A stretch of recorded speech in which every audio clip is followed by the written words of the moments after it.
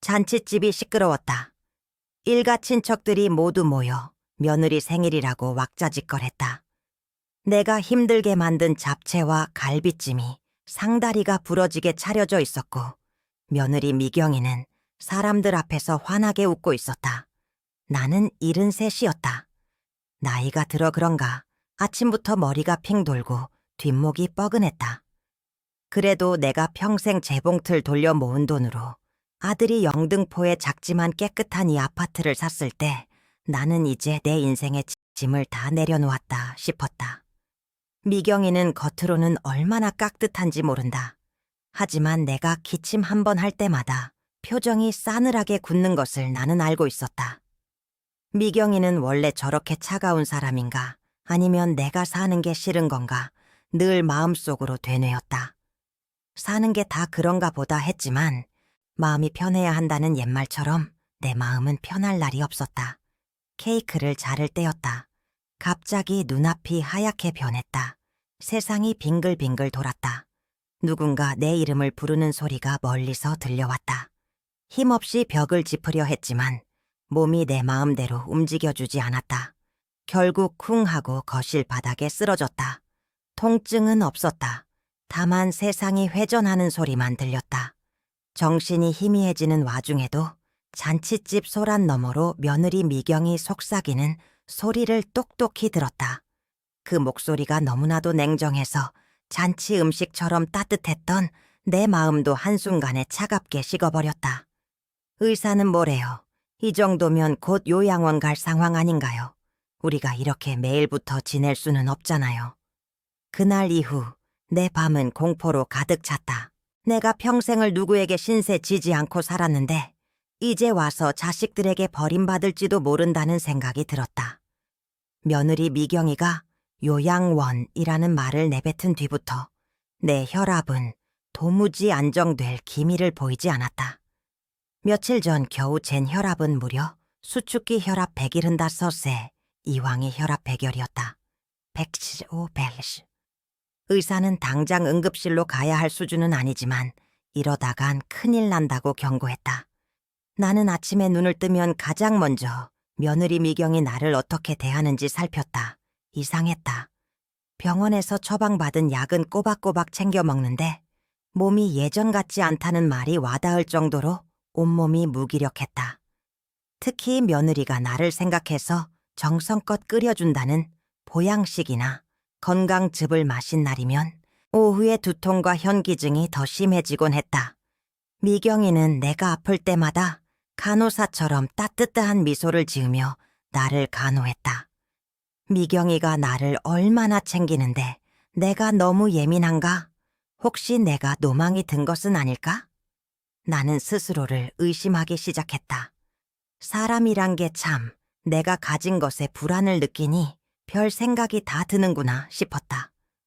어느 날 저녁 목이 말라 물을 마시려고 주방으로 향했다. 이미 잠자리에 든 줄 알았던 며느리 미경이가 어두운 주방에서 아들과 낮은 목소리로 대화하는 소리가 들렸다. 혹시나 아들 사업 이야기일까 싶어 조용히 귀를 기울였다. 어머니가 자꾸 이런 식이면 안 돼. 이제 지칠 만큼 지쳤잖아. 그분이 말한 대로 시간이 얼마 안 남았어. 미경이의 목소리에는 짜증이 가득했지만 묘하게 기대감도 섞여 있었다. 마치 내가 빨리 병들어 누워주기를 바라는 사람처럼 말이다. 아들이 피곤한 목소리로 답했다. 내가 알아서 할게. 당신이 하라는 대로 그렇게만 계속해. 어머니가 하루라도 빨리 결정해야 우리가 이 집을 정리하고 나갈 수 있잖아. 내 가슴이 철렁 내려앉았다. 그들이 말하는 이 집이 설마 내가 평생 재봉틀을 돌려 마련한 바로 이 집을 뜻하는 걸까? 그리고 미경이가 아들에게 하라고 말한 그렇게 계속해라는 말은 무엇을 의미하는 것일까? 내가 갑자기 급격하게 몸이 나빠지는 것과 미경이가 나에게 매일 끓여주는 보양식, 그리고 밤마다 들려오는 시간이 얼마 없다는 속삭임. 나는 본능적으로 알았다. 이 모든 급격한 건강 악화는 단순한 노화가 아니었다. 나를 요양원에 보내고 내 집을 팔아치우려는 며느리의 계획이 이미 시작된 것 같았다. 그 계획이 내 건강을 직접적으로 위협하고 있다는 사실을 깨닫자 내 눈에 불길한 그림자가 드리워졌다. 내가 주방문 옆에서 숨을 죽이고 있을 때 며느리 미경이의 목소리가 섬뜩하게 이어졌다. 걱정 마. 내가 주도하는 대로만 되면 어머니는 이번 겨울을 넘기지 못하고 아주 편안하게 이 집 문제에서 손 떼실 거야. 당신은 그냥 모른 척하고 내가 주는 대로 드시게만 하면 돼. 충격으로 심장이 멎는 듯했다. 며느리의 모든 친절과 보양식이 어쩌면 나를 향한 독이 될 수 있다는 것을 그제야 깨달았다. 하지만 나는 이미 이 계획의 중심에 있었다. 미경이에게 들키지 않으려 조용히 내 방으로 돌아왔다. 떨리는 손으로 침대 옆에 둔 약통을 열어보았다. 병원에서 처방받은 약은 제대로 있었다. 하지만 나는 이제 무엇이 진짜 약이고 무엇이 독인지 구별할 수 없었다. 내 생존을 위한 투쟁은 그렇게 시작되었다. 살다 보니 별일 다 있다더니 이게 내 일생에서 가장 무서운 싸움이 될 줄이야. 며느리 미경이가 내 등 뒤에서 요양원을 속삭인 그날 이후 나는 잠을 편히 잘 수 없었다. 아침에 눈을 뜨면 불안함이 먼저 목을 졸랐다. 내가 평생 모은 돈으로 산 이 집에서 내가 쫓겨날지도 모른다는 공포. 그 공포가 혈압을 자꾸만 끌어올리는 것 같았다. 병원에서 처방받은 약은 꼬박꼬박 먹는데도 몸은 이상하게 계속 무기력했다. 특히 미경이가 나를 위해 끓여줬다는 그 보양식을 먹은 날이면 오후 내내 머리가 핑 돌고 속이 울렁거렸다. 처음에는 내가 그냥 노망이 난 줄 알았다. 미경이는 내가 아플 때마다 간호사처럼 상냥하게 웃으며 이 말을 짚어줬다. 어머니, 힘드시죠? 제가 더 좋은 보양식 챙겨드릴게요. 미경이가 너무 착해서 나를 의심하는 내 자신이 나쁜 사람 같았다. 사람이란 게 참 불안해지면 별 생각을 다 하는구나 싶었다. 하지만 주방에서 우연히 들었던 그 목소리. 내가 주는 대로 드시게만 하면 돼. 그 말이 자꾸 귓가에 맴돌았다. 미경이의 친절이 어쩌면 나를 서서히 죽이는 독이 아닐까. 나는 매일 아침 병원에서 처방받은 혈압약을 먹은 뒤 미경이가 내미는 뜨끈한 사골곰탕이나 갈비탕 같은 것을 먹었다. 그날 오후면 어김없이 두통이 시작됐다. 내가 쓰러진 날 쟀던 혈압은 100일 백열이었다. 벨랄라오, 액심. 나는 그날 이후로 미경이가 부엌에서 요리를 하거나 건강즙을 낼 때마다 몰래 지켜봤다. 하지만 미경이는 아주 영리했다. 그녀는 내 앞에서 약을 빼돌리거나 이상한 가루를 넣는 짓은 하지 않았다. 모든 것은 너무나 정상적으로 보였다. 그럼 대체 무엇이 문제인 걸까? 약은 제대로 먹고 있는데 왜 몸은 계속 나빠지는 거지? 며칠 후 미경이가 친구들과 외출한 틈을 타 나는 용기를 내서 미경이 방에 들어갔다. 주방 찬장도 뒤져봤지만 아무것도 없었다. 미경이의 방을 조심스럽게 살피는데 책상 위에 놓인 두꺼운 요리책이 눈에 들어왔다. 미경이가 평소 쓰는 요리책이었다. 책을 들어 올리자 그 아래에 숨겨진 얇은 의학 관련 책자가 하나 떨어졌다. 책자 제목은 고혈압 환자 식단 관리 가이드. 나는 손이 떨려 페이지를 넘기지 못했다. 책을 펼치자 미경이가 자주 해주는 보양식 페이지에 형광펜으로 칠이 되어 있었다. 특히 사골곰탕, 갈비찜, 각종 육개장 요리 레시피 옆에는 미경이의 글씨로 작게 메모가 되어 있었다.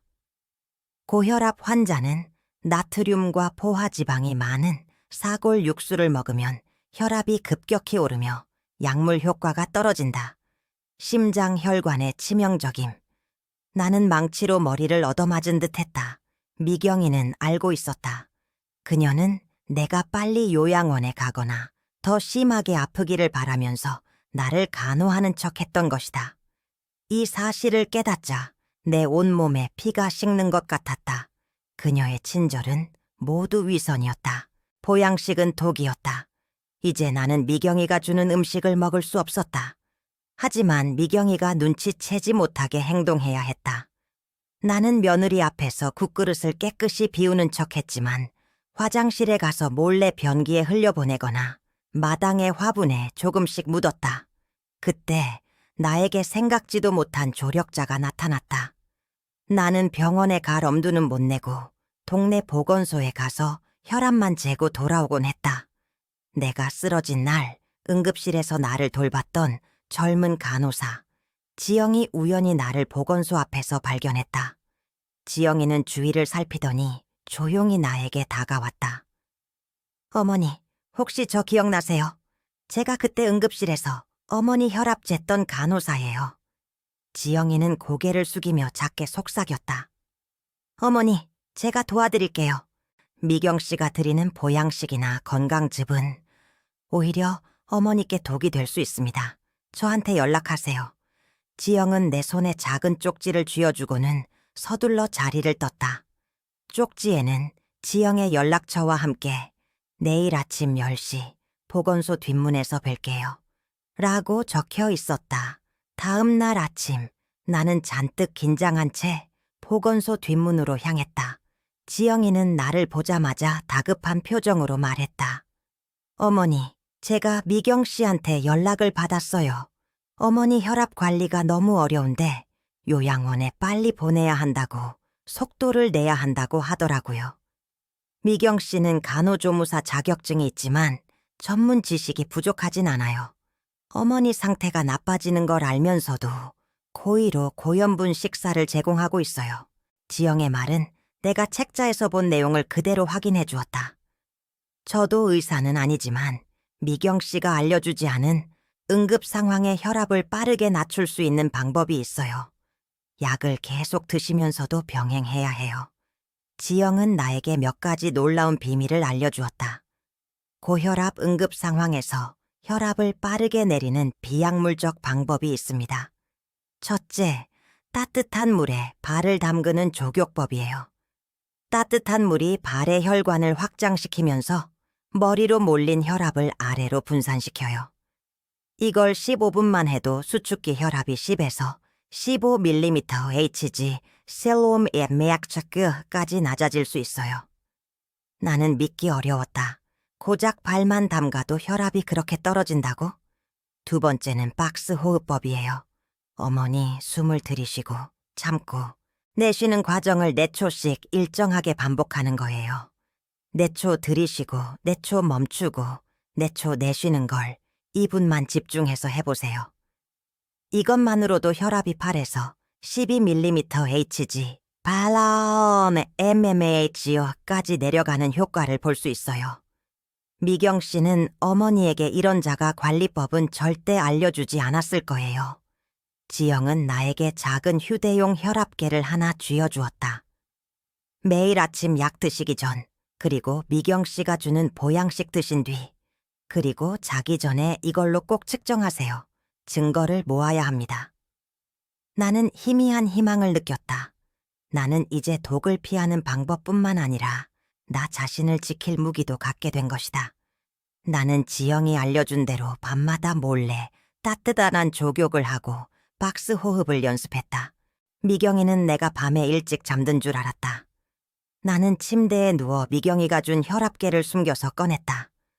쓰러진 날 100일 흔다 서시던 혈압은 여전히 160대 후반이었다. 나는 불안함에 눈을 감고 지영이 알려준 대로 숨을 쉬었다.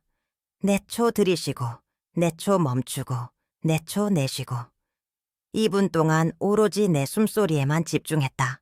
그리고 따뜻한 물에 발을 담갔다. 20분 뒤 다시 혈압을 쟀다. 150에 95. 110 꼴락후배오. 나는 내 눈을 의심했다. 내가 내 손으로 내 힘으로 혈압을 25mm Hg 이스포이노메메어쇼나 떨어뜨린 것이다. 나는 감격스러웠다. 내 몸이 스스로 회복하고 있다는 증거였다. 하지만 며느리 미경이는 내가 예상보다 더디게 악화되자 초조해지기 시작했다. 그녀는 노골적으로 요양원 이야기를 꺼냈다. 어머니, 이제 너무 힘드시죠? 요양원에 계시면 얼마나 편안하실까요? 나는 연기를 시작했다. 일부러 기침을 하고 더 힘없는 척, 어지러운 척 연기했다. 미경이는 내 연기에 속아 안심하는 눈치였다. 그러던 어느 날 나는 아들과 미경이가 외출하고 없을 때 미경이의 방 서랍 속에서 은행 서류 봉투를 발견했다.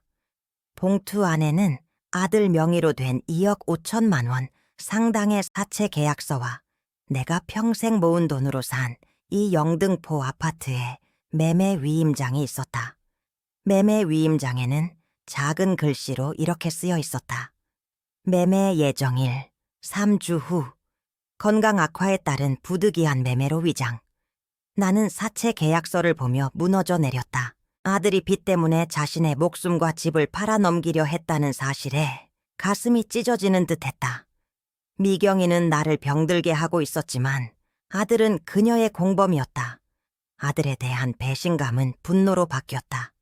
사는 게 다 힘들다고 했지만 이렇게 가까운 이들에게 배신당할 줄은 몰랐다.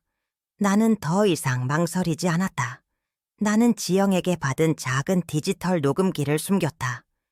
미경이가 나에게 음식을 권유하거나 요양원 이야기를 할 때마다 조용히 녹음 버튼을 눌렀다. 어머니, 이번에 특별히 곰탕을 끓였어요. 이거 드시고 기운 내세요. 미경이가 환한 미소를 지으며 곰탕을 내밀 때 나는 속으로 미경이가 메모했던 고혈압 환자 식단 관리 가이드의 내용을 되뇌었다. 고염분, 고지방, 치명적. 나는 며느리가 보는 앞에서 음식을 깨끗이 먹는 척했다. 그리고 밤에는 지영이 알려준 대로 밤마다 몰래 족욕과 호흡법을 시행했다. 나의 혈압은 이제 130에 85 근처로 안정되고 있었다. 나는 내 생명을 미경이가 아닌 내 스스로 통제하고 있음을 느꼈다. 내가 가진 가장 강력한 무기는 바로 나의 건강이었다. 미경이는 내가 여전히 노쇠하고 판단력이 흐려졌다고 믿었다. 그녀는 계획을 가속화했다. 어머니, 이번 주 금요일에 부동산 사람이 방문할 거예요. 간단한 서류 정리만 하실 겁니다. 나는 일부러 힘없이 말했다. 그래, 미경아. 내가 이제는 정말 힘들구나. 너희들 뜻대로 따를게. 이 모든 짐을 내려놓고 싶다. 미경이는 의기양양한 미소를 지으며 나의 손을 잡았다. 그녀는 완전히 승리했다고 확신했다. 그녀는 그날 저녁 내게 마지막 작별 선물이라도 되는 듯 평소보다 훨씬 진하고 짠 갈비탕 한 그릇을 내놓았다. 나는 갈비탕을 마시는 척하며 녹음기를 켠 채 미경이에게 마지막 확답을 얻어냈다. 미경아, 내가 이 집을 너희에게 주면 너희 빚은 다 해결되는 거니? 물론이죠, 어머니. 어머니는 이제 아무 걱정 마세요. 편안하게 쉬세요. 미경이의 목소리에는 탐욕이 가득했다. 그날 밤 나는 잠을 이루지 못했다. 내가 며느리와 아들을 상대로 싸워야 한다는 사실이 너무나도 고통스러웠지만 그들이 나의 생명을 이용해 탐욕을 채우려 했다는 사실이 더 큰 분노를 불러일으켰다. 나는 밤새도록 족욕을 하고 호흡법을 시행했다. 나는 아침에 혈압계가 130에 85, 140를 가리키는 것을 확인했다. 나는 건강했다. 새벽에 나는 몰래 지영에게 연락해 미경이가 가져다준 갈비탕 샘플과 함께 그동안 모은 모든 녹음 기록 그리고 매매 위임장 사본을 넘겼다. 금요일 아침 미경이는 나에게 단정한 한복을 입히고 식탁에 앉혔다. 부동산 중개인이 도착하고 아들은 미안함과 초조함이 섞인 얼굴로 옆에 서 있었다. 내가 사인할 곳은 단 한 군데, 아파트 매매를 위한 최종 동의서였다. 미경이는 속으로 외쳤다. 겨울이 오기 전에 이 모든 것이 끝난다. 미경이가 나에게 펜을 건네는 순간 나는 펜을 받지 않고 식탁 아래에 숨겨둔 물건을 꺼냈다. 그것은 내가 그동안 매일 아침, 점심, 저녁으로 조용히 측정하고 기록했던 안정된 혈압 수치와 갈비탕의 염분 함량 기록, 그리고 족욕 시간과 호흡법 횟수가 깨알같이 적혀있는 비밀 건강 일지였다. 미경아, 이 할미는 네가 보기에 하루하루 시들어가고 있는 줄 알았겠지. 하지만 이 집의 진정한 주인은 오늘 아침 혈압 130에 85로 아주 건강하단다. 내가 그 일지를 식탁 위에 펼쳐놓는 순간 미경이의 얼굴이 파랗게 질렸다. 그리고 바로 그때 현관문이 열리는 소리가 들렸다. 문 앞에는 내가 새벽에 연락했던 간호사 지영과 변호사가 서 있었다. 지영의 손에는 미경이가 건넨 갈비탕 분석 결과와 녹음 파일이 담긴 서류 봉투가 들려 있었다. 내 생존을 위한 투쟁은 이제 막 시작된 것이 아니라 그들의 눈앞에서 조용히 승리를 선언하려 하고 있었다. 나는 그들의 눈을 똑바로 바라보았다. 그들의 모든 계획이 지금 이 순간 산산조각 나고 있었다. 계속하기 전에 당신이 어디에서 보고 있는지 알려주세요. 이 이야기가 얼마나 멀리 전해질지 정말 궁금해요. 영등포 아파트 거실, 금요일 아침이었다.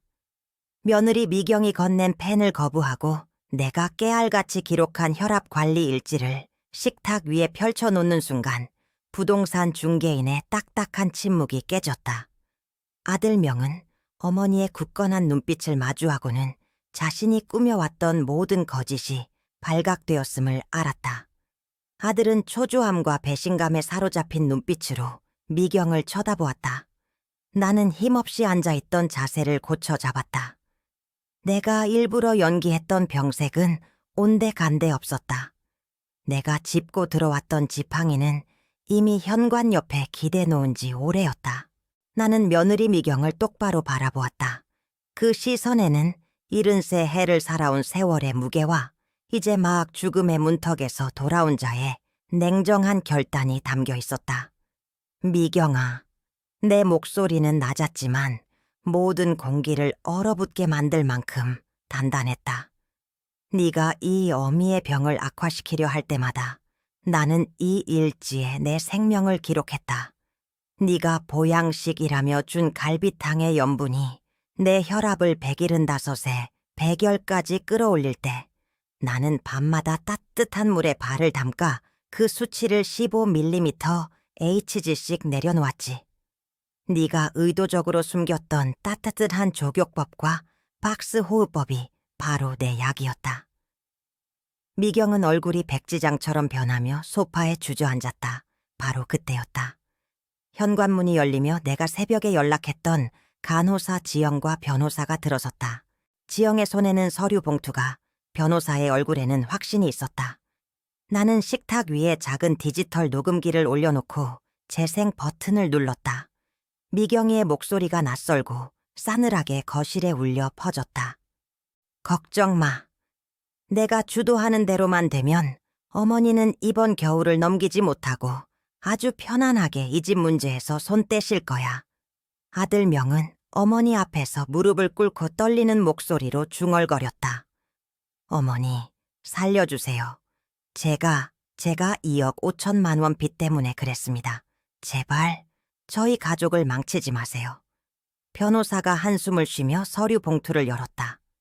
이 서류는 미경 씨가 고의로 순자 씨에게 제공한 갈비탕의 염분 분석 결과와 순자 씨의 급격한 건강 악화가 고염분 식단 때문이었다는 의료적 소견이 담긴 보고서입니다. 이 증거들을 바탕으로 오늘 아침 경찰에 노인 학대 및 사기 미수 혐의로 고발을 진행했습니다. 미경은 절체절명의 순간 마지막 발버둥을 쳤다. 그녀는 울부짖으며 내게 매달렸다. 어머니, 제가 잘못했어요. 제발 한 번만 용서해 주세요. 저희는 어머니의 하나뿐인 가족이잖아요. 어머니가 이러시면 저희 애들은 어떻게 돼요? 그녀는 내 팔을 붙잡고 흔들었다. 나는 미경의 손을 단호하게 뿌리쳤다. 내 목소리에는 단 한 점의 연민도 남아있지 않았다. 나는 미경을, 그리고 무릎 꿇은 아들을 번갈아 보았다. 내가 40년 넘게 재봉틀 돌려 이 집을 마련한 것은 그 누구도 내 노년의 안식처를 앗아가지 못하게 하려는 것이었다. 너는 2억 5천만 원 사채빚 때문에, 고작 그 돈 때문에 나를 속음으로 서서히 죽이려 했다. 너는 네 자격증으로 배운 지식을 내 목숨을 끊는 데 사용했어. 내 아들 명은 빛보다 어머니 목숨을 하찮게 여긴 그 순간에 이미 죽었다. 나는 내 삶을 앗아가려 했던 자들을 가족이라 부르지 않는다. 내 말이 끝나기도 전에 현관문 밖에서 경찰관 2명이 들어왔다. 그들은 변호사의 서류를 확인한 뒤 미경에게 다가섰다. 박미경 씨, 노인 학대 및 사기 미수 혐의로 긴급 체포합니다. 미경은 울부짖었지만 소용없었다. 그녀는 수갑이 채워진 채 끌려나갔고 아들 명은 멍하니 미경의 뒤를 따라 나갔다. 부동산 중개인은 그 자리에서 매매 위임장에 취소 도장을 찍고 서둘러 자리를 떴다. 거실에는 싸늘한 침묵만이 남았다. 나는 그 모든 계획의 중심이었던 식탁을 바라보았다. 그들은 나를 이용하려 했지만 나는 그들 덕분에 내 생명을 통제하는 법을 배웠다. 그날의 사건 이후 며느리 미경과 아들 명에게 내려진 심판은 가혹했다. 미경은 노인 학대 및 사기 미수, 그리고 고의적인 중증 질환 악화 유도 혐의로 징역 10년을 선고받고 교도소에 수감되었다. 그녀는 탐욕으로 얻으려 했던 모든 것을 잃었다. 특히 간호조무사 자격증이 영구 박탈되면서 그녀가 쌓아 올렸던 전문직 경력은 하루아침에 무너졌다. 아들 명은 공동 공모자로 기소되었으나 내가 마지막으로 아들에게는 기회를 달라고 선처를 호소한 덕분에 집행유예를 선고받았다. 그러나 그는 2억 5천만 원의 사채 빚을 모두 떠안았고 사회적으로 어머니를 배신한 폐륜아로 낙인 찍혀 직장을 잃었다. 미경은 옥중에서 명에게 이혼을 요구했고 결국 명은 집, 아내, 직업, 그리고 어머니와의 관계까지 모든 것을 잃고 외톨이가 되었다. 그들이 탐냈던 영등포 아파트는 온전히 내 소유로 남았다. 명은 빚을 갚기 위해 지방의 건설 현장을 전전하며 살게 되었고 나와의 연락은 완전히 끊겼다. 이제 나는 75이었다. 사건이 있은 지 2년이 흘렀다. 그 2년 동안 나의 삶은 완전히 바뀌었다. 내가 평생 재봉틀을 돌려 마련한 이 집은 더 이상 불안과 공포의 장소가 아니었다. 매일 아침 나는 5시 반에 일어나 따뜻한 물에 발을 15분 담근다. 그리고 아침 식사 후 지영 간호사가 가르쳐준 대로 내초 들이쉬고 내초 멈추고 내초 내쉬는 박스 호흡을 10분씩 시행한다. 쓰러지기 전 175의 백열이었던 내 혈압은 이제 125에 80으로 안정되었다. 나는 혈압약을 완전히 끊을 수 있었다. 만성적인 두통과 어지러움은 사라졌고 2년간 나는 7kg을 감량했다. 내가 가진 가장 강력한 무기는 바로 건강이었다.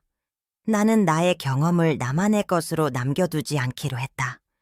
나는 나를 도왔던 간호사 지영과 협력하여 영등포 아파트의 넓은 거실을 활용해 순자 어머니의 건강 교실을 열었다.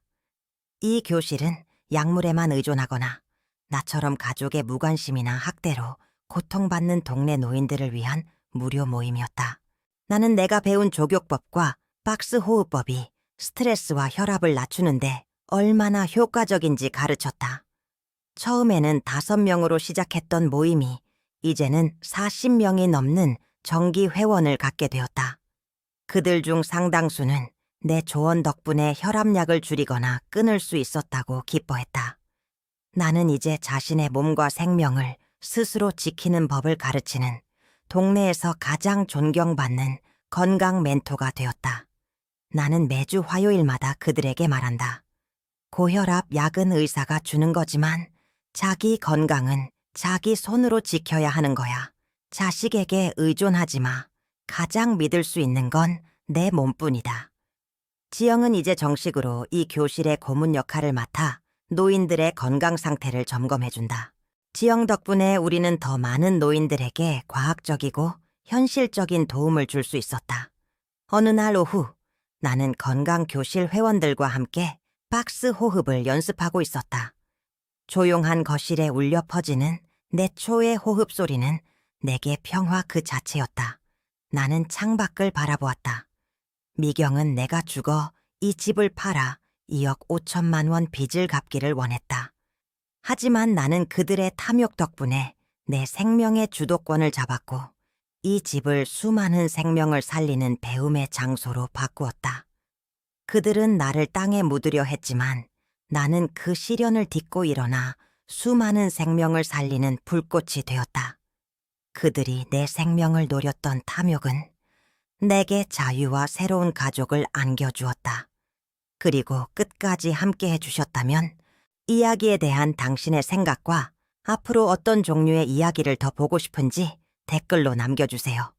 여기 와 주셔서 정말 감사합니다. 다음 감동적인 이야기에서 또 만나요.